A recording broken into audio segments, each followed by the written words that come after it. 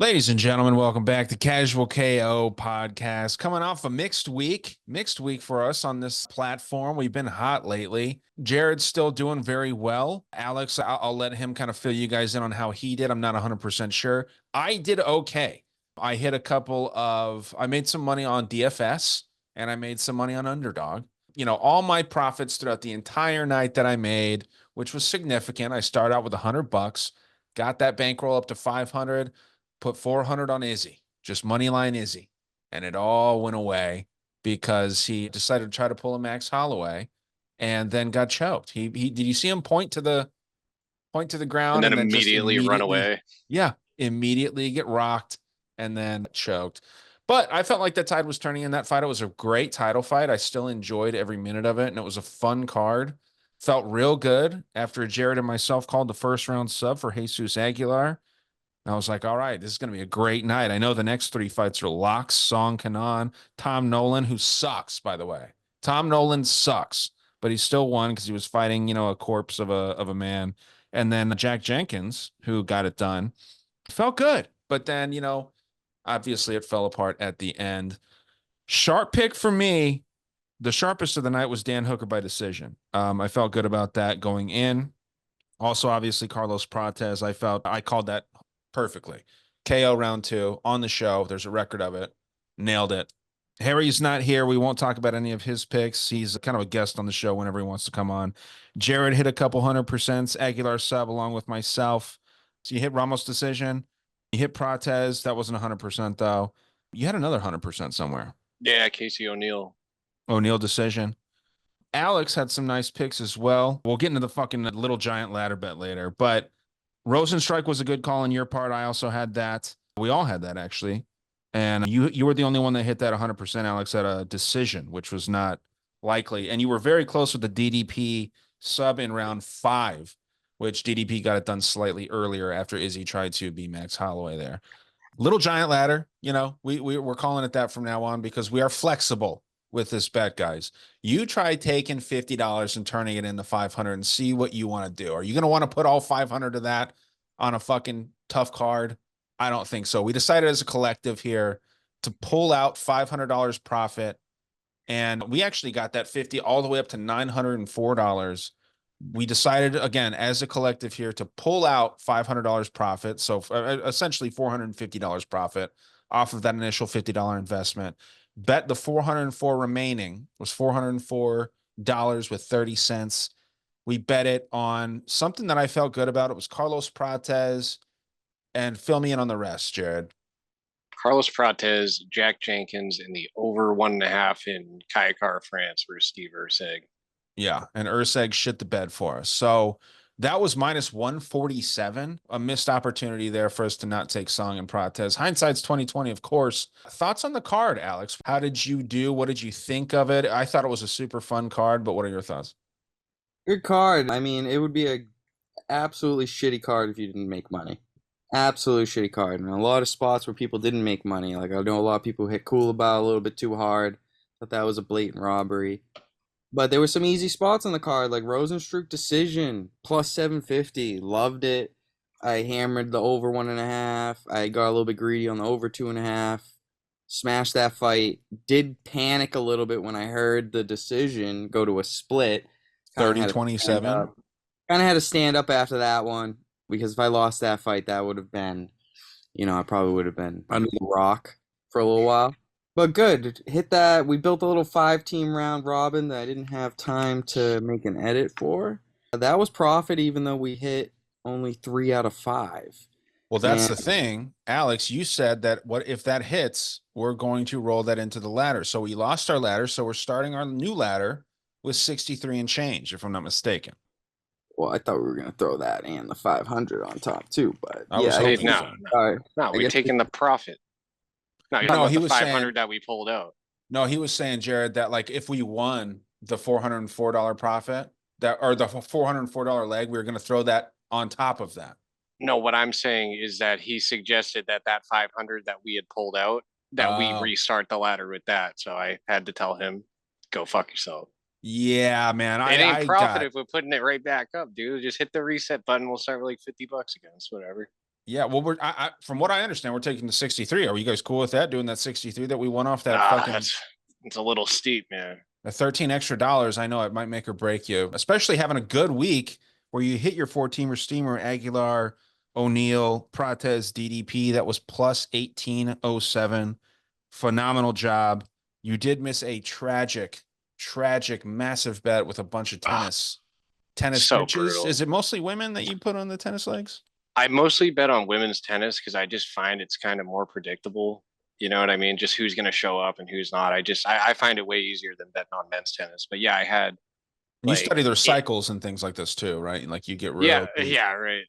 But now Okay. I kind of just look at like who's hot at the moment, who's faced a better competition. Like, you know, I'm still a tennis casual, you know, but yeah, it was like I want to say 8 fucking tennis bitches, 1 PFL guy, and 4 UFC fighters, and we hit fucking. Of course, we hit all that, then we get to the shit that we're supposed to know what we're talking about. We hit fucking 3 out of 4. Would have been $15 turned into $6.26, but Mateusz Gamrot told me to go fuck myself. But whatever, we still had a good night. That would have made it so much better. To be fair, dude, I kind of, and I again was the only one out of the 4 of us last episode that had Dan Hooker at all. I did pick him by decision. I think there's a case that you can make that Dan Hooker should have lost that fight. Really, I mean, he was more damaged. I don't know, but I think he was outstruck. Possibly, I don't know the numbers, but Hooker had the more meaningful moments, and it was in his home turf. You know, essentially. So I think that if that was anywhere else but Australia, I think Gamrot wins that. But there's that narrative that the UFC doesn't like wrestlers, and there's kind of a conspiracy going on where Hunter Campbell or someone is allegedly telling these guys not to wrestle. And that seems like fight fixing. Like, it seems like it, right? If someone's a good wrestler and you're telling them not to do their best part of their game, don't go out there and be boring, don't do your crotch sniffing. That almost seems like fight fixing. Now, I'm not making any allegations. I'm saying if that was true, that would be shady, in my opinion. Yeah, right when you saw Dan Hooker laughing in the corner, I knew we were losing. Well, it was also, you know, when Gamrot's getting fucking cracked and desperately diving for legs, it's hard to call you a winner after that, especially all the circumstances in Australia. Right. I mean, you know, it was kind of the way I saw it going. Every moment they're on the feet, Gamrot's in fucking danger. I just was hoping he could make it boring, which he fucking tried, but he was getting fucking tagged up. He looked better on the feet in the first round than I expected him to, but you know, you're not gonna bang it out with fucking Dan Hooker with that wrestling base. You know what I mean? You're gonna go back to your roots at some point and start diving for ankles. 1000%. There's nobody like Dan Hooker, man. I love that dude more and more. I want to do a little bit of matchmaking real quick with Dan Hooker. I'll start with you, Alex. There's one correct answer here, and I want to see if either one of you guys get it. Who does Dan Hooker fight next at lightweight? Justin Gaethje. 1000%. 1000%. Hit it right away. That is such a fucking entertaining fight. Jared, do you see it any differently? I'd say Gaethje or Chandler. Chandler would be fun. Chandler would be fun, but everyone's saying Charles Oliveira, and I don't think that's a good matchup. But you're right, the Gaethje one would be almost a headliner. It's a barn burner, dude. Like that could legitimately headline. I hope they come back to Arizona, man. I want to go to a pay-per-view event so bad. And if Gaethje and fucking Hooker were to headline out here, because Gaethje's, you know, he's fighting out of Colorado, but he's from Safford. That's a little mining town in Arizona. So, I mean, it'd be interesting to see him out here. But yeah, either one of those matchups is solid. Any other kind of things that we want to point out about the last card before we roll into this lovely Dana's Garage event, UFC Vegas 96? I love Casey O'Neill's post-fight celebration. Ray Gun? Like imitating that Australian breakdancer. Yeah, her name's Ray Gun, dude. That was her name, Ray Gun? Well, that's not her Christian name, I don't think. But yeah, it's like Rachel Gunman or something like that. And she goes by Ray Gun. And yeah, tough look. Someone called it out too. It's like, if none of these Australians do this dance, like they don't fucking mimic her in any way, you know, it's a fucking travesty. It's the Australian from Scotland that does it. Right. Right. But she's always kind of had like some kind of a fun post-fight celebrations. And it was kind of funny seeing her do it because she was so tired, so she couldn't even move right. And fucking Luana Santos is trying to like congratulate her, and she's like flopping around on the ground. Last thing I'll point out, Alex created a viral meme. Okay. Alex created a viral meme. I sent him a clip of some white homeless dude being like, I'm the white N-word over and over again. And I sent it to Alex. I was like, dude, you should do this. You should post this. And Alex had the foresight to superimpose DDP's face on this homeless person. And Phil Rose stole this meme, didn't credit Alex with it. Alex was very upset about that. And someone else has shared this too at this point. So at a certain point, Alex is he's got to start putting watermarks on his memes that say profit picks, casual KO, all this shit, because people are going to start stealing these, especially with a think tank like Jared, Alex, and myself. We are going to start coming up with some viral things, and casual KO is on the rise, people. So make sure you fucking get in on the ground floor. Follow Jared's whale bet and his 4-teamer steamer. Follow us along on the ladder, but pull out in strategic spots. It's why it's the Little Giant, okay? Little Giant, for those that don't know, it's a flexible ladder. You have like 18 ladders in one, am I right? Or 12? How many ladders do you have in that fucking thing? What do you mean? How many ladders in a Little Giant? Yeah, like how many Like combinations? how many steps? Yeah, no, how many combinations can you do with the Little Giant? That was like the ad back in the day. Well, you can have it flat and extend it. Right. And then adjust it on you can have it like things. the A-frame style. Yeah, you can adjust the heights and shit, but heard it was like 18 ladders in one. That's what I'm saying. But yeah, I mean, there's 2 ways to use a ladder, but yeah, you can adjust it all around. yeah, nonetheless, it's a fucking flexible thing. So that's what we're doing from now on. If we feel like we need to pull out money, we're going to do it. Like I said, you try and turn $50 into fucking $1,000, basically. What were you gonna say, Alex?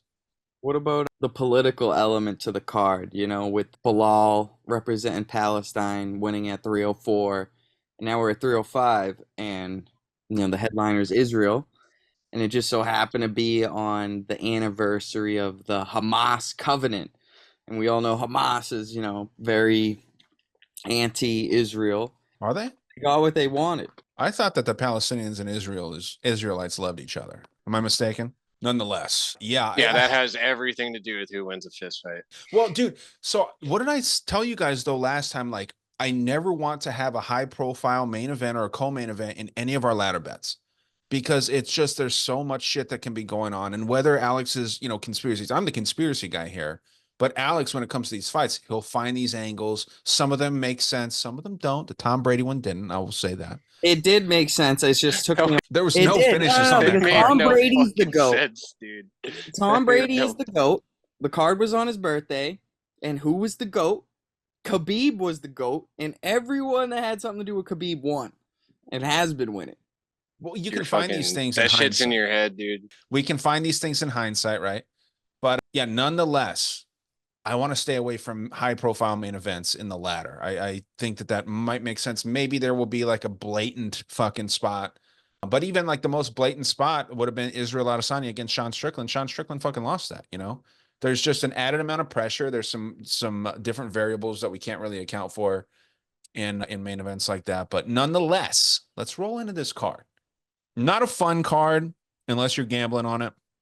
A lot of people that don't gamble and tend to watch UFC, they're probably not going to skip their son's baseball game, basketball game, soccer game. They're not going to skip anything more meaningful than this card here, because it's just not that great on paper. But 10 fights scheduled so far as of Monday while we're recording this, August 19th.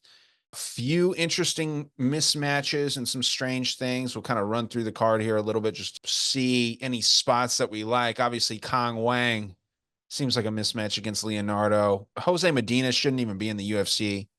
He lost a Contender Series fight 30-27, got beat. 7 stages shit out of him. He's going to take on Reese. Got Dennis Buzukja against Danny Silva. That's, I think, a different fight than a lot of people are kind of seeing here. Silva's a pretty heavy favorite. Shahbazyan, Meershaert's kind of weird. Michael Morales versus Neil Magny is a mismatch. You've got some interesting little spots here, and it all is headlined by Jared Cannonier and Kyle Borralho. Let's just start with the first fight of the night, obviously. I'll take this, man. I don't give a shit about this fight. Victoria Leonardo is very tough, but not very skilled, though. 9-5 record. They only kind of bring her out when they want her to lose, it seems like. She's been in the UFC for a little while, 3 years and 6 months. Got beat to shit by Manon Farrow. That was a bad knockout. Melissa Gatto, she lost too quickly. And then Mandy Baum sucks. Beat her. And Natalia Silva, they also like. And it seems like they're bringing in this Wang. Everything that you see about this Chinese kickboxer, she is the girl that beat Valentina Shevchenko in a kickboxing match, right? It was a decision win. Seemed like it was potentially a robbery. Some people say. I didn't watch the fight. I'm not going to lie. But I would say that the UFC absolutely wants Kang Wang to win here. The odds indicate that. And there's no reason that I would say that she doesn't. I think that she could get Leonardo out of there in 1 or 2 rounds since Leonardo's so tough. And I don't think that Kang Wang is more skilled than a Manon Farrell or someone like that. I'm going to say it's a Kang Wang knockout round 2. And I feel good about the finish for Wang. Alex, what do you think about this, man? I agree with you. I think this is a mismatch. The only thing I'm worried about with Wang, even though she's young and she's been winning her fights by submission lately, so it's good to see her grappling, is, I don't know how that's gonna compare to Victoria, who's been, who's mainly a wrestler in my opinion. I wouldn't get greedy on any of the props for, KO or sub. If you're gonna bet her by finish, bet her by finish. I'm gonna go Wang. I'm gonna go she gets submission, and I'm gonna go round 1.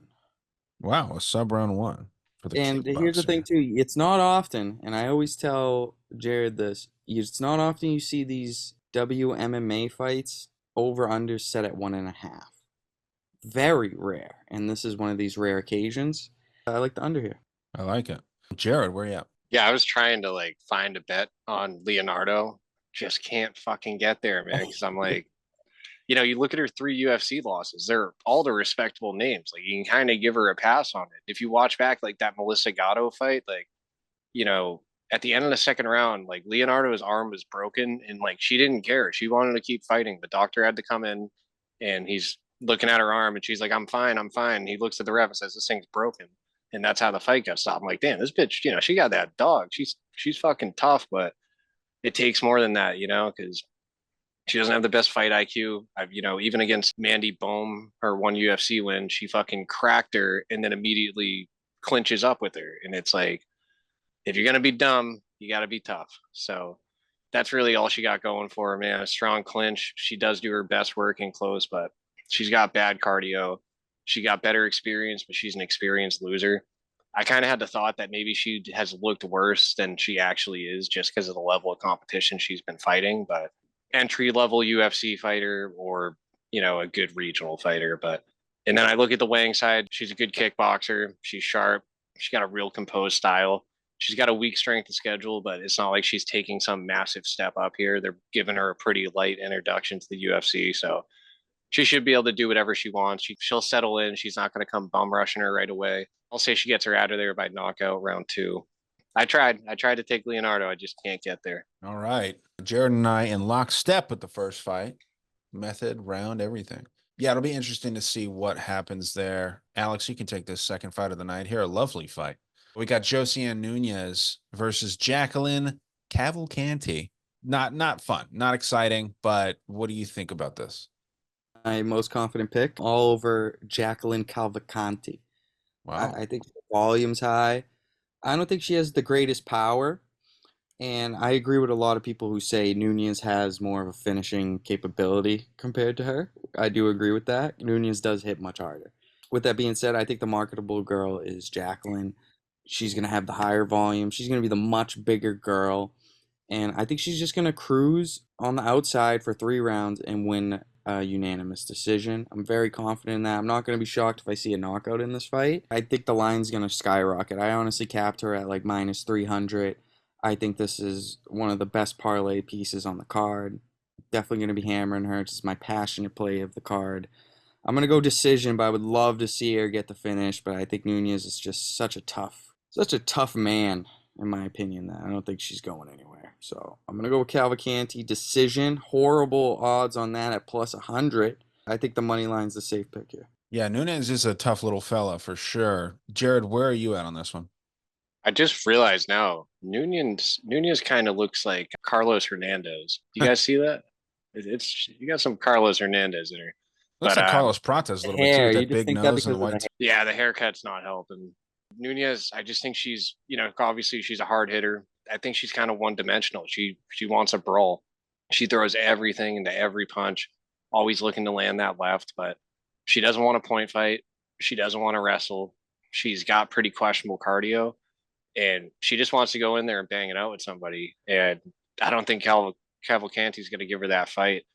I'd really like to see Nunes at like 125 because she's just so small. 5'2". I mean, I don't know why she can't make 125. I can't believe she was fighting at 145, but she's cracking girls even at that weight. So that's going to make you feel like, well, I guess I don't need to go any lower. But I'd love to see her at 125. I think she'd do pretty well there. But I'm on the Calvalcanti side. One thing that's a little scary is she takes a few minutes to settle into a fight. And against a girl like Nunes, who is going to be throwing heat at you from the beginning, a little bit dangerous of a game to play, but it takes her a little bit to settle in. But once she does, I mean, she's on point. The girl's fast, technical. Obviously, she's not going to have the same power that Nunes does, but I think she's going to make up for that with just volume and accuracy. The girl's pretty sharp. I think she'd go to the ground if she wanted to, but even just standing with her, if she fights her, it's going to come down to who fights her kind of fight. Is Nunes going to get her to engage in a brawl, or is Calvalcanti going to outpoint her?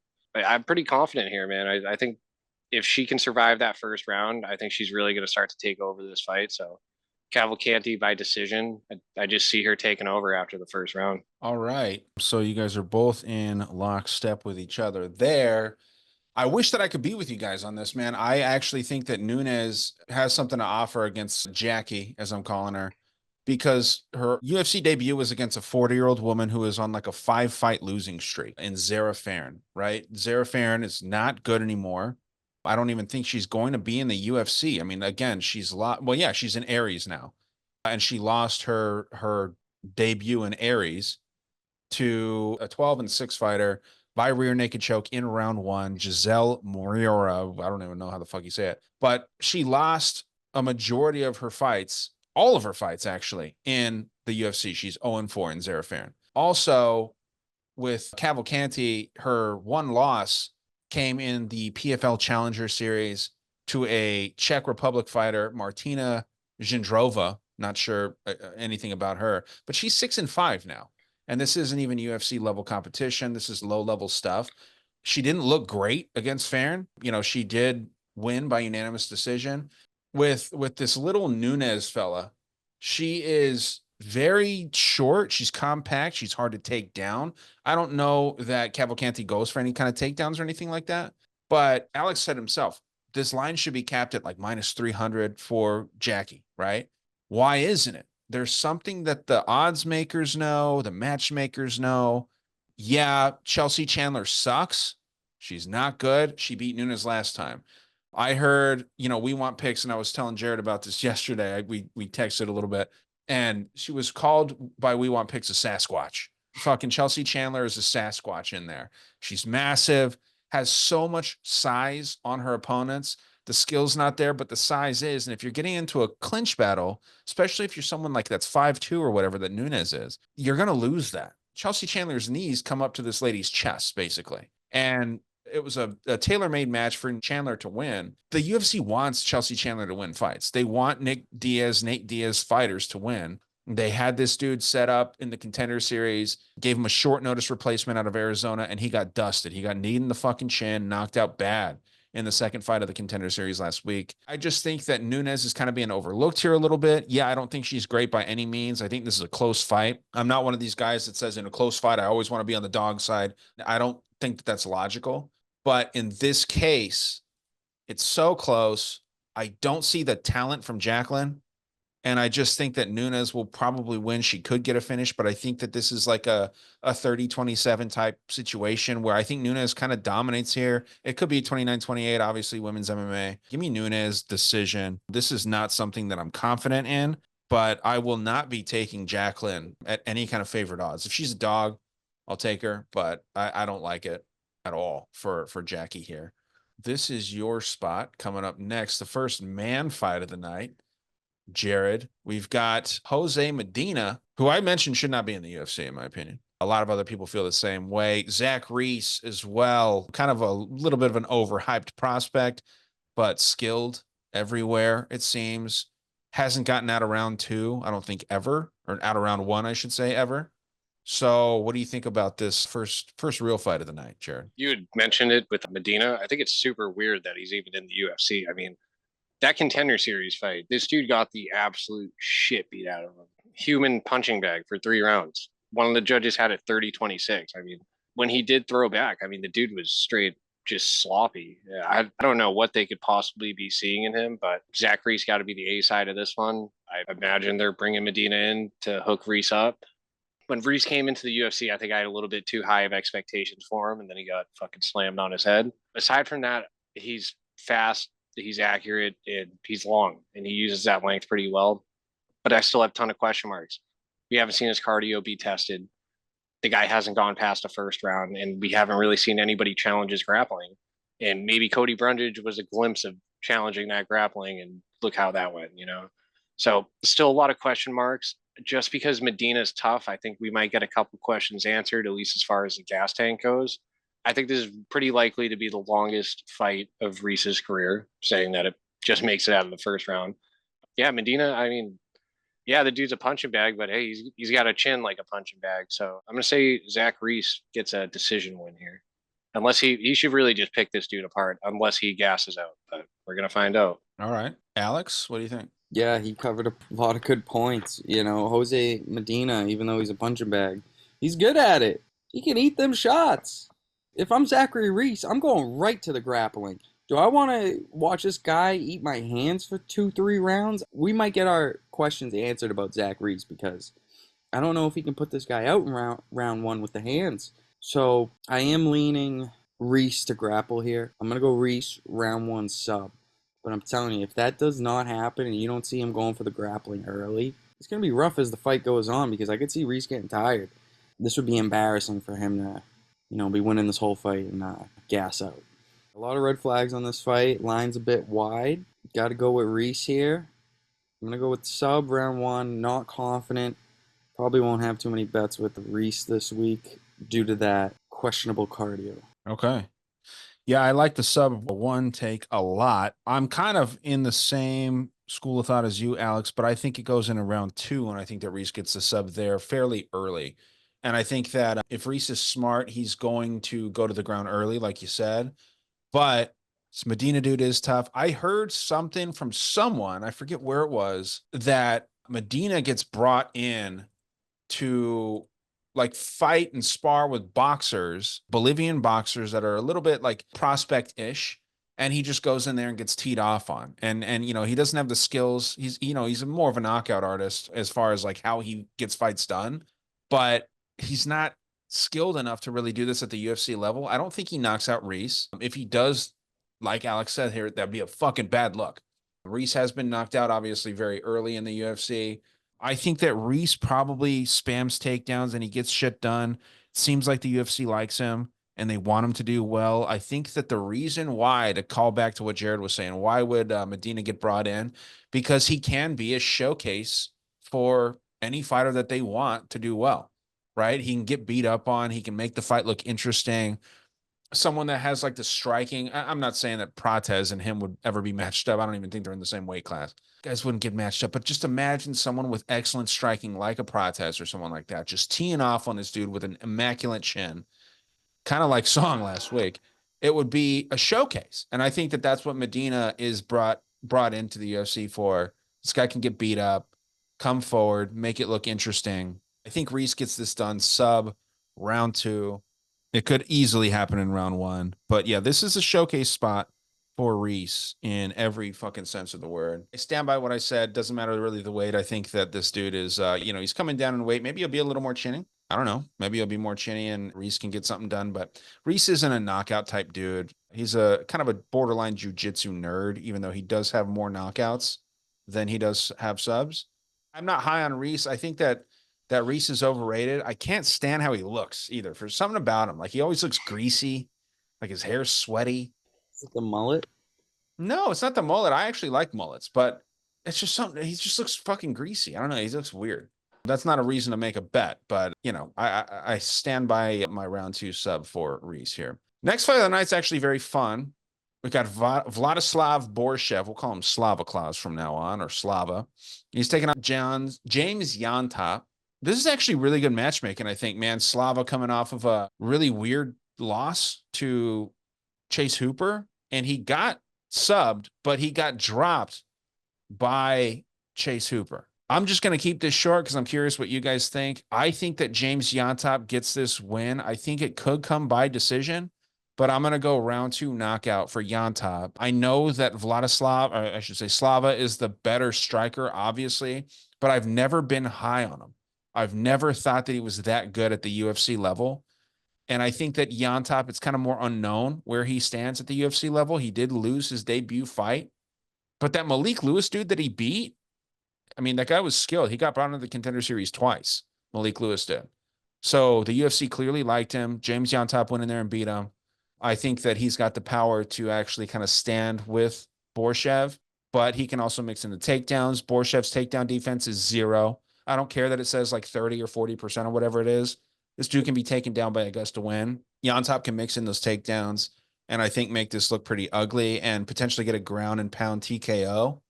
I know that Slava's at alpha male with Uriah Faber, but the chin concerns, the anti-takedown defense that he has, he's got none of it.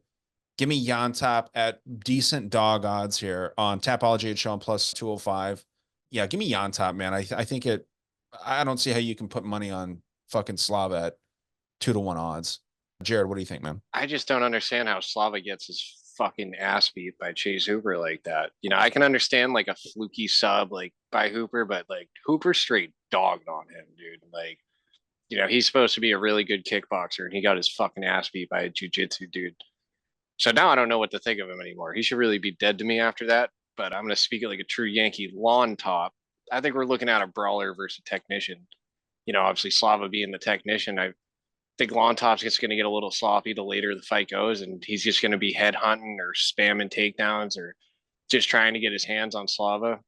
Prior to that Chase Hooper fight, man, I thought this guy had good kickboxing. I thought he was fast. I see the guy making good reads. He's always landing that lead hook. He's got a nice switch kick.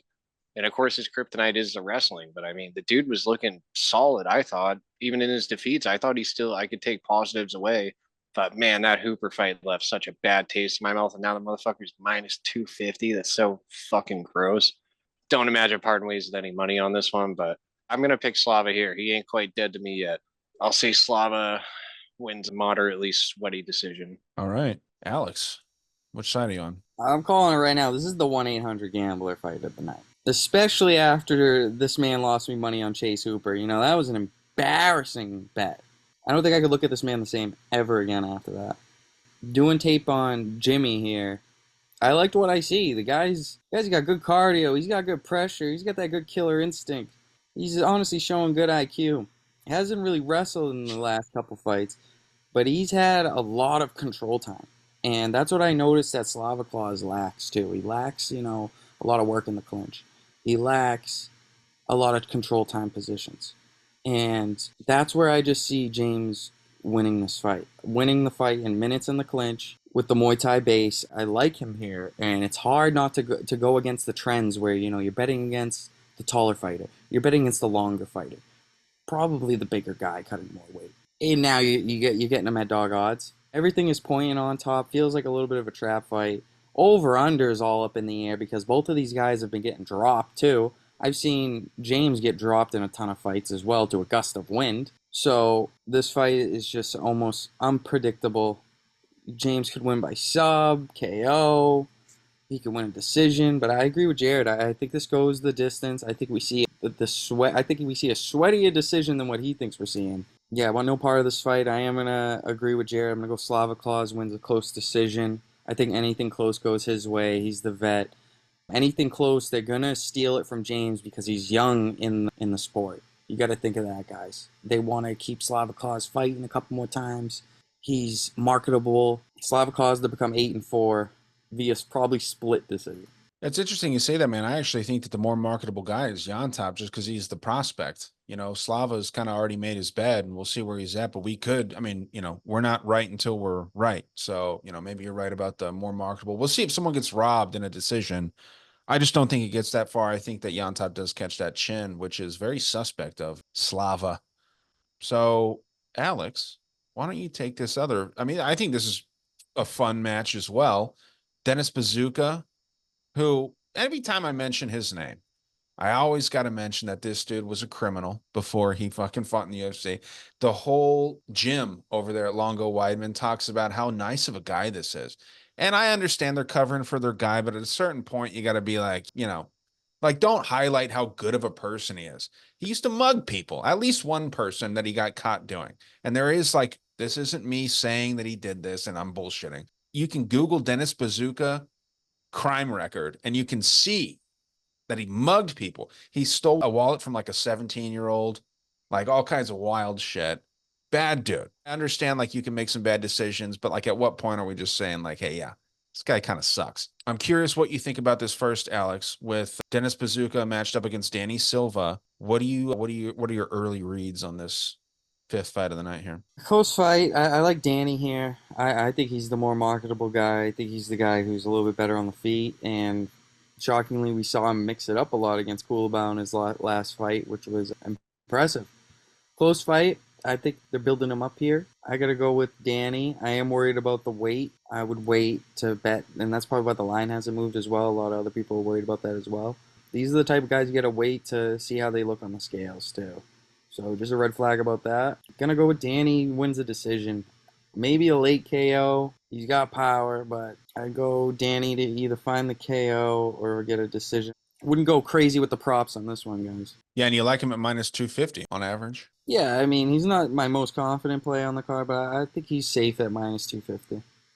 All right. I will say I'm on the other side, and I just talked a bunch of shit about Buzukja, but I just see Dennis Buzukja implementing that wrestling game a little bit more. I think that for whatever reason, the UFC does like that Longo Weidman gym. That's probably because of Weidman. They clearly don't like Aljo a whole lot because they kind of bribed him into taking that O'Malley fight a little bit early, and that came out public knowledge, right, on YouTube or wherever the fuck it was, where Hunter Campbell with his silver tongue approaches fucking Aljamain Sterling, and he's like, hey, take this. We see Aljo with the green Lamborghini right before the fight and all this stuff. Kind of weird, right? So for whatever reason, man, I like to fade Buzukja, and I'd like to see him out of the UFC because he just doesn't seem like someone that deserves this. But I can't bet with my heart. I got to bet with my feelings and my head and all this stuff. I think Buzukja has the tools to beat Silva. Silva's very tough. I think this goes the distance, but I think Buzukja gets that potentially a 29-28 decision win over, the relative newcomer here in Silva. So yeah, give me Buzukja decision. I'm going to call it 29-28, possibly a split even. Jared, where are you at? I am on the opposite side. I really think Buzukja is going to get his fucking ass beat here. I like Silva a lot, man. He's my most confident pick on this card. I see a guy that has really solid striking. He's got good kicks, but this dude's got them fucking hands. And he's not a one punch at a time kind of guy. He's throwing fucking punches and bunches. He's throwing combinations, ending them with kicks. And he's as tough as they come, man. He's a dude he's got that fucking dog in him. His Contender Series fight was sick, dude. Yeah, it's one of the best I've ever seen. When I look at Buzukja, I see a one-dimensional wrestler with bad cardio and no fucking heart. I'm all set with that. I think Silva's going to fucking beat his ass. So I'm Silva by knockout round 2. I like it. And I hope that happens. I wouldn't even be opposed to it happening in round 1. Probably won't have any money on this fight, but the odds are pretty spicy. I could see more people getting on the Silva side as this comes closer to fight night. Yeah, for whatever reason, man, I got the feeling about Buzukja. And I just talked about how much I don't like this dude, but yeah, you got to follow your feelings sometimes. Well, maybe. We'll see. Next fight of the night. This is number 6. Edmund Shahbazyan, a striker with not much heart himself, fighting Gerald Meershaert, a grappler with a ton of heart. So it's going to be interesting. You got a clash of styles here, and this will definitely be kind of a cool matchup. A lot of people thinking that it gets done early by Shahbazyan or late by Meershaert. What are your thoughts, Alex? Been a while since someone's put GM3 out, so it's kind of due to get put out, in my opinion. And me and Jared bet Edmund pretty hard in his last fight against AJ Dobson. And boy, do I have PTSD from that fight. This fight is just another 1-800-GAMBLER fight on the card. Am I going to hate anyone who wants to back GM3, who's actually been looking pretty good in his last 4 or 5 fights?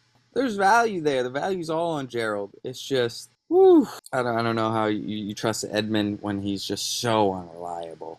Feels like Derek Brunson really took his soul because he hasn't looked good since. But you could blame the little boost in competition here.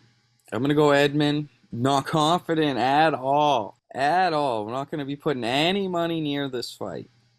And I suggest you don't either. What I would suggest is I kind of like a finish here. I think someone's going to go. This could be the first fight Gerald Meerschaert gets a knockout in the last, 10 years. You know, he's actually live on the feet in this fight. I got to stay away. Give me Edmund round 1 KO, but not going to put any money behind this. Yeah, I like that. And it is definitely a tough fight to pick. I do think, to your point, that Gerald Meerschaert beat Andre Petroski in their fight and went to a draw. I watched that not too long ago. Last time Petroski fought. I was like, man, it didn't look like he won that at all. It was close back and forth, but I think Meerschaert had the better minutes on the feet, or moments on the feet, I should say. The grappling exchanges with Meerschaert, it's always a toss-up. So yeah, I think that Meerschaert should be 2-1 in his last 3. For some reason, I don't like fucking Edmund at all. I don't know what it is. You say he's unreliable, and that just brings another layer of the unlikability. But the UFC propped this guy up to be he's the next champ, he's going to be the shit. And he just has not shown that. And I think that they're trying to give him a winnable fight here. But GM3 is tough, man. He's also, I think in the past, he's been very unreliable, but he's kind of changed that tune a little bit lately. If you're putting a gun to my head, I don't want to pick this fight, but if you're putting a gun to my head, dude, give me Edmund Shahbazyan by decision. We try to go for 100% picks on this show. I could see a finish easily. Most likely outcome, obviously, is that it goes to decision. I'm curious, and in any fight, by the way, it's just, if you're picking rounds and methods and all this shit, most likely outcome is a decision, right? For the UFC, yes. Yeah. I mean, it's just so tough, man. Give me Edmund by decision. If we're talking percentages, I'm 50.1% on this, or 50.9, I should say. 50, whatever the fuck. The slightest edge would be to Edmund. I think that he gets it done, but barely, and I think it's greasy. And I think it could go either way. Another potential split decision. Edmund decision. Jared? Plus 600 on that. Hey, let's go. That can be. Yeah, that can make it into our greasy round robin fucking shit that we do. I won't let that. All right. I don't know about that because I got Meerschaert on this one, dude. I think Edmund, he's a fairly well-rounded dude, but I feel like every time I bet on this guy, I'm either losing or fucking sweating. And it's just fuck that. He's got pretty decent striking, but his chin is super questionable, too questionable. Meerschaert's probably not going to challenge that too much because he doesn't really have a ton of pop to his punches. And Meerschaert likes to get beat up before he gets a takedown and starts doing what he does best. You touched on the beginning, Meerschaert, one-dimensional grappler, but he at least has heart. You're going to have to fucking put this guy out to really get him out of there. I just think it's one of these ones where Meerschaert's going to be losing this fight up until he wins, almost like a fluke sub situation. Yeah, I think sub. Yeah. Yeah, I'm gonna say Edmund fucking beats him up until Gerald gets him down and finds that submission. So I'm gonna go Meerschaert submission round 2, and I actually feel all right about that. Edmund can't be trusted, and I think he's gonna prove why. That's a nice look. I talked about how I don't like Edmund that much. I love Gerald Meerschaert. I heard this story when he was a kid that there was a lake on his farm, and him and his brother both had puppies, and the lake froze over. The puppies ran out there. His puppy fell through the lake, and he saved the puppy in freezing water, as a kid. That's a bad kid. That's pretty tight. That's some baller shit. And he doesn't seem like the type of dude to lie about that. I got a soft spot for dogs, especially, but animals in general. Yeah, dude. I love GM3. I'd love to see him win, and I hope that I'm wrong. Because yeah, GM3, man, he's a vet. Seems like a cool dude, but I think he's a little bit outmatched here. 10 years older than Shahbazyan. But we'll see. We'll see where it actually ends up. I hope that you're right, Jared. I just don't think that you will. I hope you're right too, Jared. Yeah, me too, because he's what's making my steamer so juicy. Oh my god, dude, actually, that's. If he's on the steamer. After the last fight with Edmund, he could lose to anyone. After what I saw. Yeah, if he's on the steamer, I'll tail the steamer just for shits and giggles because that last one was nice.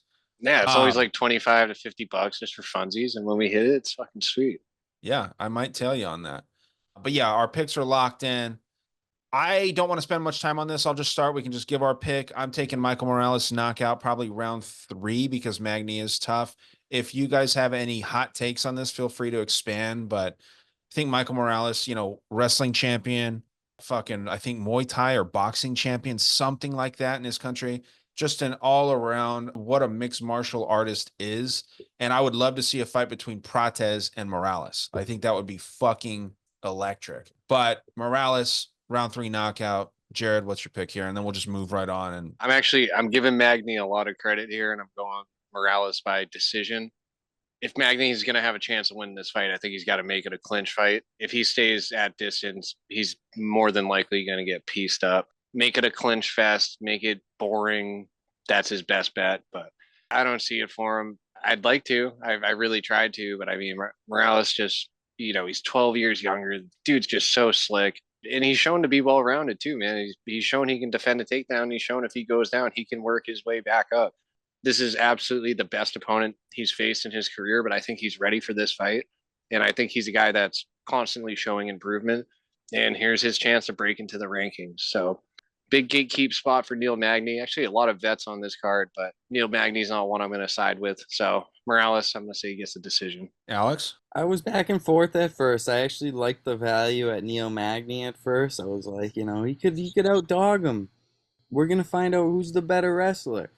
But after doing some tape, going over some stats, I got to go with Michael here. This man landed 27 leg kicks against Jake Matthews in his last fight. He does that again. I don't think Neil Magny will get to the 3rd round, in my opinion. After consideration, I got to go with Morales to get to KO. I think he's going to do what Ian Gary couldn't do, which is just finally get him out of there. You got to think, watching tape, if you're the coach, you got to go right for that leg. Game plan just got to be pure leg kicks here if you're going up against Neil Magny. And I think he's going to even it's going to be there for him all night. I'm going to go Morales gets a leg kick TKO in round 2. I already marked round 2 because you said that you didn't think he made it to round 3. So I read your mind a little bit there. Dude, I fucking agree with everything that you say there. What do you think about, like, you're talking about the wrestling? Morales being like a high level wrestler. I mean, yeah, it's in Ecuador or whatever it is. Obviously, Magny being the UFC vet, but I think that there's no question who the better wrestler is. You think that it's kind of up for debate? Yeah, I think we could figure that out this weekend. I hope they don't grapple. I hope Morales' game plan is just to strike with him. That would be smart. Magny is a master of making his fights his own fights, right? Like the clinch battle, the cage pushing. I just don't see it here, man. I don't see it. I don't think this is the spot either. Yeah. The line opening there really told me they were begging for action on Neil Magny. Where did it open? Still went in the opposite direction. You know what I mean? Opened up at minus 550, and it's at minus 800, 850 in some spots right now. Yeah, that's gross. We don't even know if they hit the ceiling yet. So yeah, Morales at the beginning of this was the 2nd biggest favorite. I think that he should be the biggest favorite. I think there's potentially still value at that minus 800, which is crazy to say. It's so rare to say that. He's just. It forces you to take an over/under. Do you think Morales by finish or decision? Because both are paying money. You got to pick one. Yep. We'll move on. We got I think this is one of the Contender Series fights. I'm not 100% sure. I had heard that everywhere and I'd seen that. I don't watch the Contender Series. Or I'm sorry, not the Contender Series. Ultimate Fighter, right? Tough. I think that these guys are one of the finalists, and this is one of the, whoever wins this gets into the UFC, unless it's a great fight, and then they both get in, right? We're talking Ryan Loder versus Robert Valentin. This is a Shevchenko-Grasso thing. I don't know who's team who's what. I didn't do any tape study on this at all. I just know that Loder is a very boring wrestler. Valentin's a fun striker, kind of a more entertaining style. I don't think that wrestling narrative matters in this because these guys are just, whoever wins this gets a contract. I think Loder wins this. I think it's boring as fuck, and I think it's a decision. I did zero research on this.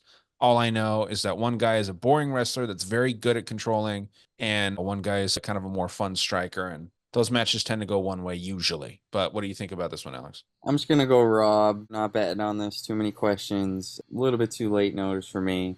We'll be doing some more tape. We'll take a little bit more of a look at it for an over-under stamp. But I got to go with the striker here. Whenever there's a fight where it's a style and you're just going to enjoy it, I got to pick the guy that I'm going to root for. So I'm going to go with Robert. Gets a knockout, round 2. All right. KO round 2. We got Jared Cat Puke Lennon here. What do you think about this next one? That'd be a sick nickname. Do you have a nickname yet? Usually just went by, before I would just go by Lenny. Lenny. Change it to cat puke, dude. That's a sick Cat one. puke? Yeah, that's Oh a my nice God, ring, too. Lenny, like from Memento. Or from Of Mice and Men, whatever you're feeling. This fight, I didn't look into it at all. I went to boot camp with a kid named Valentin. He was a fucking bitch. So we'll go with Loder. Decision. Solid. Yeah, I have the same thing. Alex is on that other side with a knockout in round 2. Moving on up to the co-main event of the evening. I think that this is a potential parlay piece, potential ladder bet, that this fight goes the distance or goes over 2.5. We're talking Angela Hill, Tabitha, Baby Shark Ricci. I think that this fight goes the distance 90% of the time. I think the odds say 70% at this point. You know, neither one of these girls, Tabitha Ricci is very tough, despite, you know, being very attractive and everything. She's tough as fuck. She's very tough. Angela Hill is a veteran to the utmost. I think that is the spot to pick here, is the over 2.5. Sure, it might be minus 450, minus 350, but I think that that's the move here. What are your thoughts as far as a pick? I'd say like for that over under, like anything under 450 is reasonable.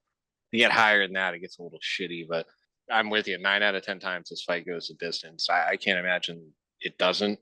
This is a great matchup. I like both these girls a lot. They're both like really well rounded. Ricci might have a little bit of a speed advantage, and you know when she fights, she looks pretty comfortable wherever it goes.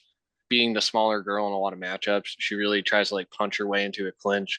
Once she gets in that clinch, she does have some nice trips and some nice throws that she's going to try to work in from there. Against a girl like Angela Hill, I don't think she can stay at range with her.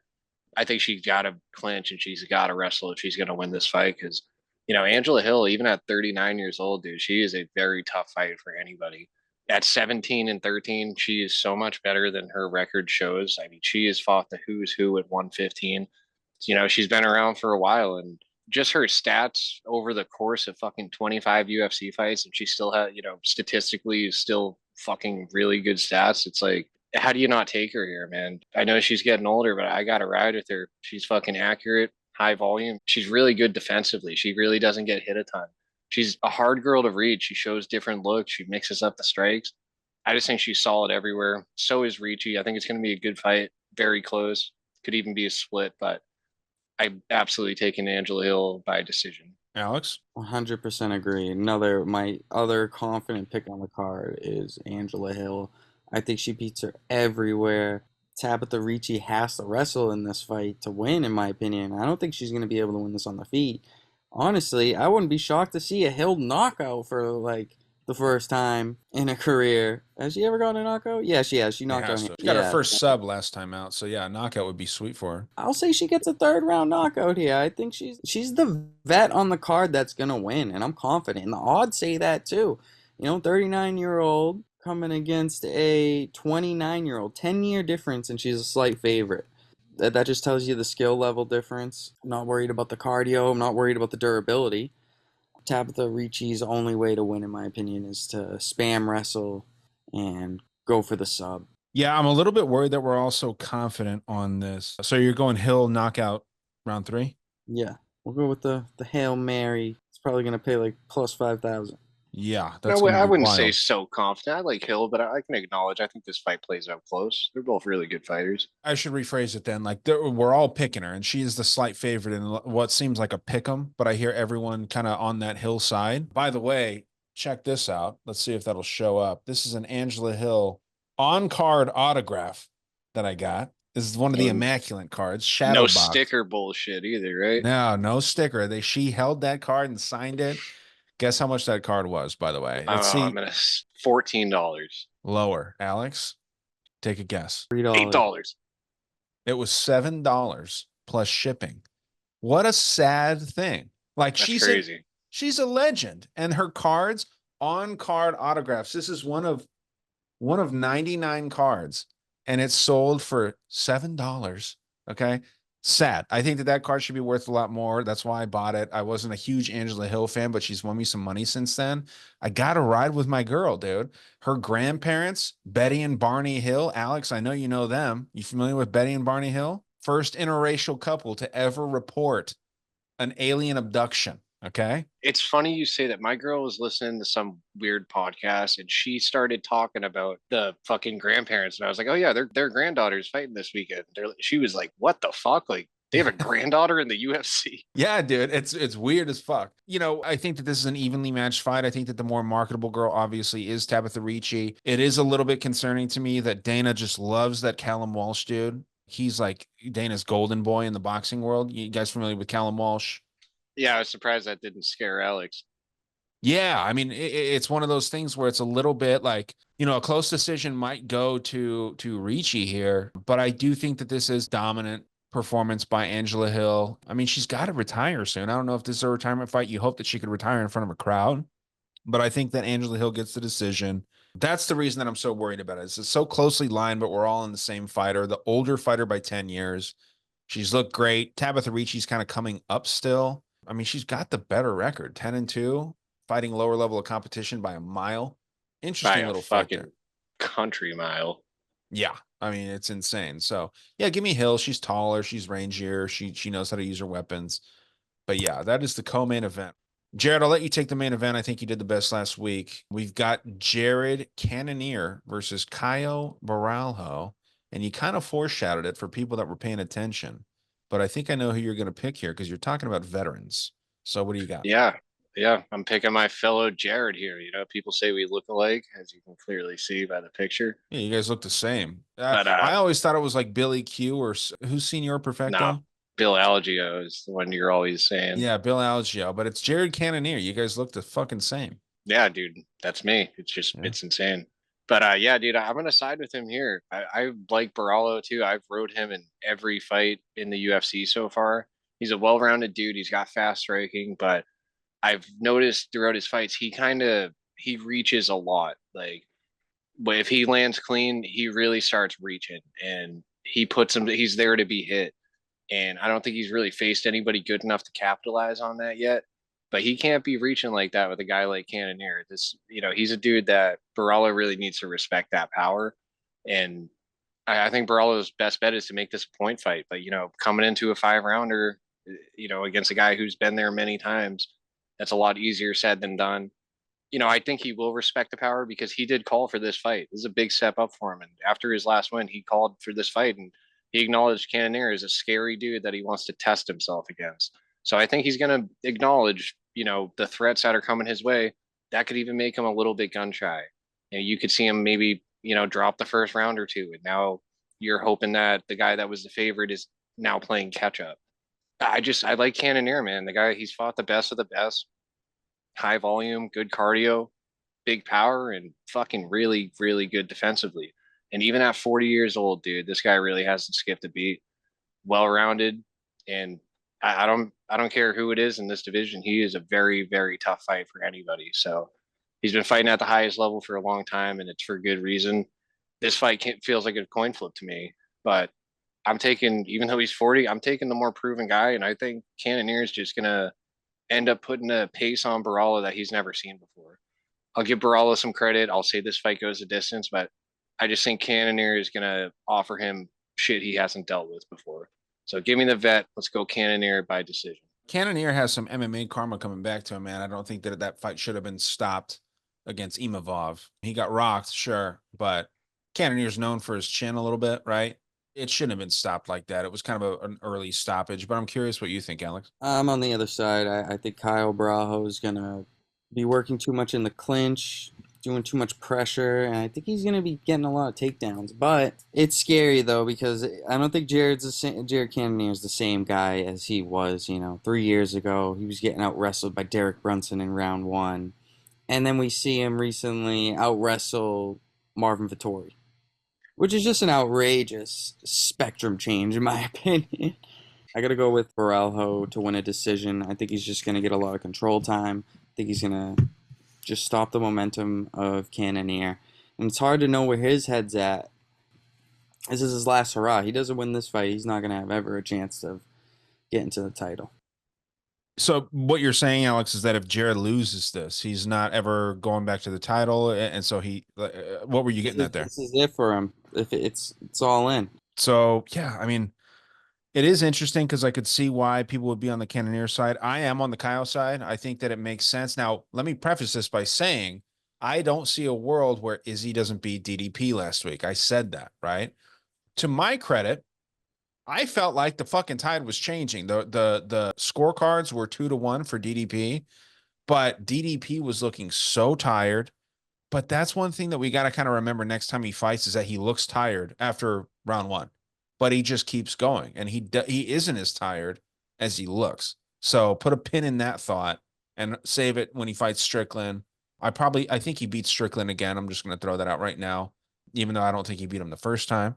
But there's something about this DDP dude and this the way that he fucking fights. It's interesting. But back to this one, I think Kyle gets it done, man. I think that Jared Cannonier is going to make it really, really tough for Kyle in rounds 1 and 2. And Kyle and the super nerds or whatever the fuck they call themselves, fight nerds, they're going to come out and they're going to change game plans mid-fight.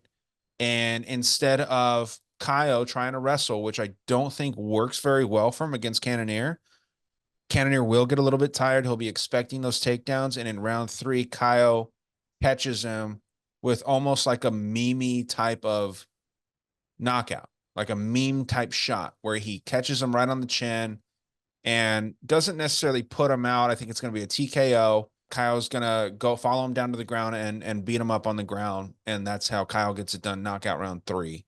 I'm not super confident in it. I think if this goes the distance, Cannonier's probably got the better cardio, as crazy as that sounds, as a 40-year-old. I think Kyle's just got it, man. That Fighting Nerds gym has something going for themselves right now, whether it's black magic, like Yuri would say, whether it's just skilled fighters, I'm not sure. I think Kyle gets it done. And Kyle is not 6'1", by the way. I heard from someone that met him that he's at least 6'2", 6'3", something like that. He's a massive dude. Cannonier is listed here at 5'11". Kyle is going to tower over Jared Cannonier at the weigh-ins, I think. Unless this other guy's just lying about his fucking height, which is possible. But we talked about that. It was a nice clip that you posted there on your YouTube, Alex, where these UFC fighters lie about their height all the time. Supposedly the story with Kaio is that he didn't lie about it. They just put that on there for him. I don't know what the story is there, but it is interesting when you What's his height listed at? 6'1". What is he really?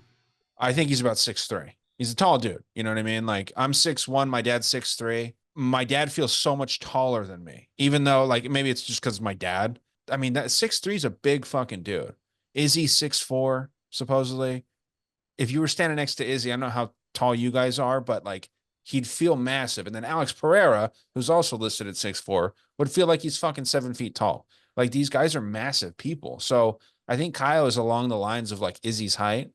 And I don't know. I've never seen them standing side by side or whatever. But yeah, Kyle's a big dude, younger by quite a bit. And I think he gets it done. I think he catches Jared Cannonier, who I like. I like him a lot. Alaskan dude, fighting out of Arizona. I always like my Arizona guys, but I think that Jared Cannonier is fighting the clock here, as sad as that is to say.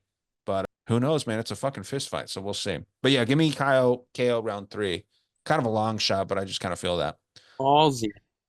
Yeah, it is ballsy. I know, because he's more of a sub dude, more of a tactician, and kind of a KO by KO. KO by KO round 3. KO by KO plus 450. Well, it doesn't mean I'm going to take that bet necessarily. It's just kind of what I'm feeling in this moment, being influenced a little bit by vodka and Zins. So we'll see how that goes. That's it. That does it for the card, man. I think that there will be another fight added on, but there's not, as of Monday, there is no other fight here. So we're dealing with a 10-fight Apex card. Not a lot of name value, but the main event's solid. Co-main event's solid. There's Gerald Meershaert's on here. Michael Morales, Neil Magny are on here. Edmund's a big name, I guess. Slava's a decent name. But yeah, this is very top heavy. So I understand if people aren't tuning into this one. But, there's opportunities to make money, I think, here. So hopefully we do that this weekend. We are going to restart the ladder after losing, but pulling out $500 profit. I think we all need to thank each other for coming to that decision. It's a nice move. It was a nice move. Any last kind of picks? We always like to do our ladder picks, our parlays, anything like that. Jared, you always have yours lined up, your whale bet and your steamer. What do you got for this week? I got an extra one for you too. I got a Dana White Contender Series one. Ooh, all right. All right, two-legger. It's going to be Haddon and Gustafson plus 126. Didn't do a ton of research. Don't go fucking crazy on it What was the because I'm odds? definitely not. Plus 126. For Haddon and Gustafson. This is not a guy related to the other Gustafson, correct? Is not. Even though they're both Swedish? Yep. Okay. All right, whale bet Cavalcanti and Silva plus 114. Ryan's gonna hate it. I think my boy Alex likes it. Okay. Yeah, I don't hate it. Like I said, I hope that you're right about Silva. I just think that there's something about I'm just feeling a vibe, dude. Like you got to go with I the get vibe it. sometimes. All right, so last week was the juiciest steamer I've ever laid on you. I'm about to lay it even juicier one on you. Go Alex is slow. gonna be Alex will be screaming round robin from the rooftops. They're going Reese, Meershaert, Hill, Cannonier, and that is plus 2268. And Mr. Kitty comes and joins me just in time.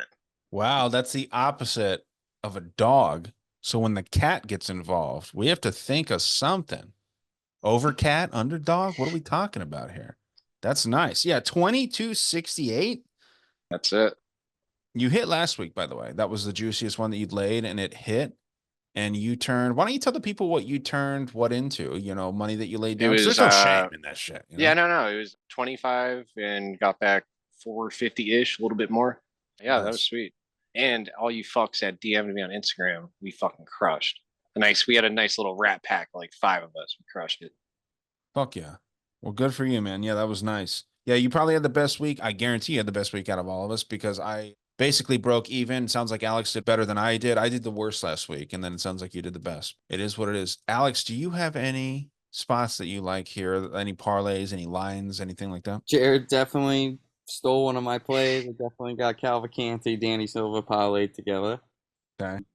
You already got the whale bet parlayed on your own? I already got the whale bet parlay. Oh, that's so tight. Okay, that means it's That's probably a good follow. The fact that it's dog money is just music to our ears. But on top of that, I guess for some extra punts, that I definitely will be betting Angela Hill straight up. Definitely will be betting Michael Morales by finish. Straight up. I guess if I had to take another punt, I'd take no distance in Shahbazyan Meershaert fight, but that's going to be so juice, you might have to take the under 1.5, which isn't bad either. So that's all I got. A lot of straight bets this week. I know we're going to definitely talk about what we want to do for the ladder this week. I think we should start with 100. And I also think we should do another round robin like we did last week. Made profit. Love those. $26 to turn it into 500, and we still made profit off of 2 loses. One wasn't close, but one was close. Yeah, so we didn't turn 26 in, just to be clear for the listeners, we didn't turn 26 into 500. That would have been if they all hit. We turned 26 with a couple of losers into 63, if I'm not mistaken, which is still 200% profit, give or take. So, I mean, with losers. Yeah, that's nice. I understand the round robin thing, especially if you got the money. If we would have put $5 on all 26 of those combinations, that would have been real fucking nice. I mean, dude, if I had any superpower, I would be a time traveler and I would do the fucking thing that they did in Back to the Future where you grab the sports almanac and just fucking hammer bets. Just hammer on certain spots. Cause I always think like, even after that Izzy thing, I'd be like, man, it would have been so sick to have DDP submission round 4 and just bet your mortgage on it. You know, it'd be nice to be able to have that power. I'm sure every gambler feels the same way, but I don't have much for you guys this week. I think that the Reese sub round 1 is very nice. As far as dogs, if I had to pick a dog of the week, it's tough. I like my underdogs. You know, I've kind of picked some decent underdogs here on the show. It's between Nunes and Dennis at this point. So give me Nunes. Give me Nunes as the dog. I don't feel confident in either one of those. This could be a heavy favorite I week. think if you have to bet a dog this week, you got to go with Gerald Meershaert. Sure. I mean, that's fine. I'm just not on that Meershaert side. Like I'm going with picks that I selected here. And I have Nunes as a big dog. I have Llontop as well. Yeah, fuck that. Yeah, give me Llontop. Give me Llontop against Slava. It's not a bad dog. Yeah, I'll take that one. That's my dog. So scratch Nunes. Give me Llontop. That is my dog lock. But it's a tough week for confident picks. It's not. This is such a good week to hammer something. This is the hammer week. Sure. This is Sure. the week, and I'm telling you, Jared Cannonier fights have a special vibe around us. Okay, I remember one day Jared had a slip, $10 to win 10 grand, and the last leg was fucking Jared Cannonier. See, why you got to bring that up? He owes us, and I think Jared's probably gonna sweep the card this week because Jared Cannonier owes him a little bit here. I hope you didn't just speak it out of existence. Well, you got to speak it into existence. Interesting stuff. We have a boring card here, but I think that it can be fun with some certain bets going on. I'm obviously going to watch it, going to eat some good food and all that good stuff. Not much going on for me this weekend, so my weekend kind of revolves around this little fight card. There's a lot else going on as far as fights go this week. There's the Contender Series, obviously. I killed it in the Contender Series first week, but that doesn't mean that you should tail my bets. I am on every favorite for this Contender Series card. When I say I killed it, I made $700 profit. That's a lot for me.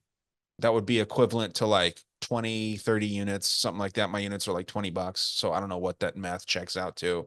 Yeah, I'm on every single favorite. Cody Haddon, Torres Finney, Cortavius Romeus. I'm on the Russian as well in the co-main, Rizvan Kuniev. And then, I like to fade my Canadians, so I'm not picking either one of these guys. And in the main event, I'm taking Gustafsson.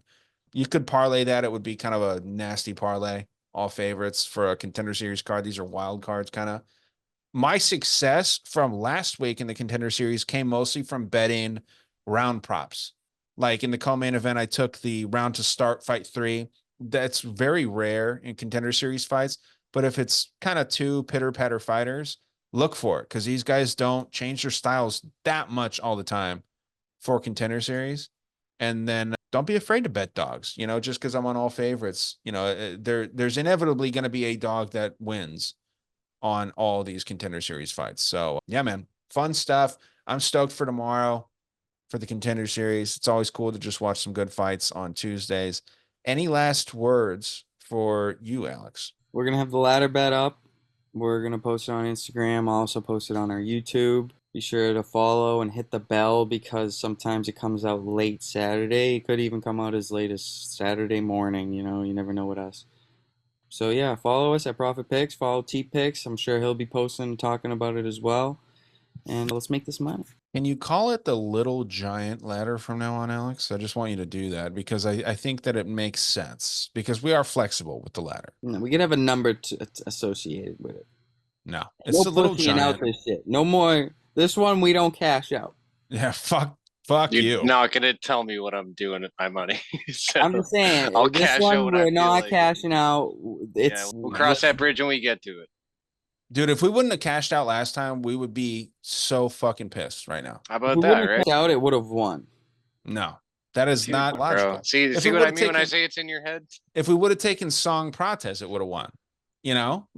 It's a little giant ladder, and that's what the formal name of the ladder bet is. Jared, do you have any last words before we get out of here? Just T Picks on Instagram. Fucking, if you want to talk some shit, talk some fights, shoot me a message. If not, you're gay. Yeah, fuck you if you're not listening to either one of these guys and their Alex's memes that are getting stolen by UFC fighters like Phil Rowe and all these other fucks. Alex will start putting watermarks on his content because it's gold. Yeah, Jared is like Hansel right now. He's fucking hot.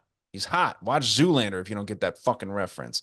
You can find me on Dangerous World. That's probably where you're listening to this as far as audio goes. And Casual K, it's an Instagram page. I'd like to get some more followers on there before I put too much effort into that. But that is the MMA page. And yeah, good luck to anybody betting. Hopefully you have a good weekend. I don't blame you for not watching this card if you're not betting. We've got one more week after this and then a break. Then I think 2 more weeks and a break. And then like 2.5 months straight to the end of the year. So a lot of money to be made. Check into the ladder, the little giant ladder that is. And we'll be back next week for the next card. Good luck, guys, and take care.